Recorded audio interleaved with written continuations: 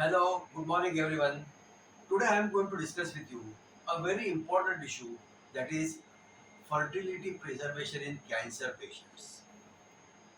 Fertility preservation in cancer patients is a very important issue, and in our language it is called as oncofertility. Why is it important to preserve fertility in cancer patients? The reasons are manifold. More and more cancers are getting diagnosed at very earlier and earlier stages by improved diagnostic means. Some of the cancers are also occurring at younger ages. Most importantly, when they are diagnosed at earlier stages, because of the advancement in the diagnostics as well as because of the advancement in the treatment techniques of cancers also, it is now possible for the cancer patients to get completely cured of the cancer and then lead a post very healthy post cancer treatment life. That means the post cancer treatment lifespan of women has increased a lot in the past decade and a half or 2 decades. This is because of the advanced diagnostic techniques of cancer and advanced treatment techniques of cancer. How does it affect fertility? This is a very important question.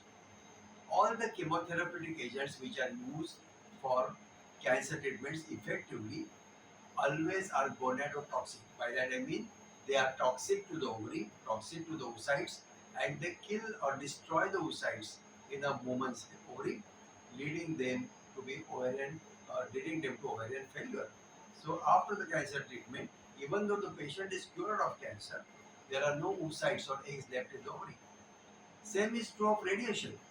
Radiation treatment also depletes the ovarian reserve, the oocytes in the ovary, and not only that, it causes irreparable genetic damage to the remaining oocytes. Surgical treatment obviously leads to removal of the gonads and the uterus, so it leads to infertility.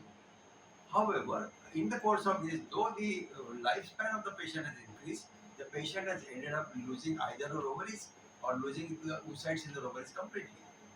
So what do we do?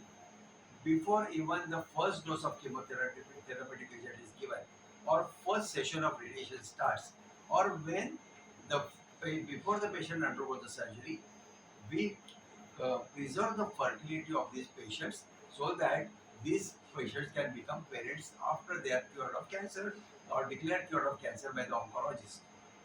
How do we preserve the fertility? Basically, there are only three ways of preserving the fertility in the human being.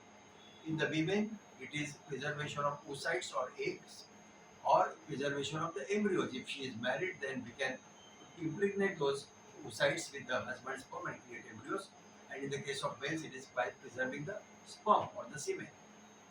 That means we have to do a IVF cycle and create the oocytes in the ovary of a patient who is afflicted with cancer, and do an IVF cycle and retrieve those oocytes out of the body and cryopreserve them to be used by this patient for subsequent family building after they are declared cured of the cancer.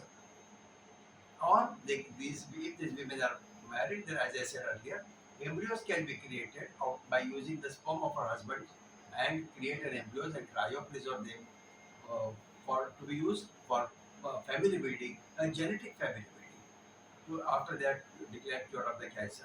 Same is true of the spermatozoa.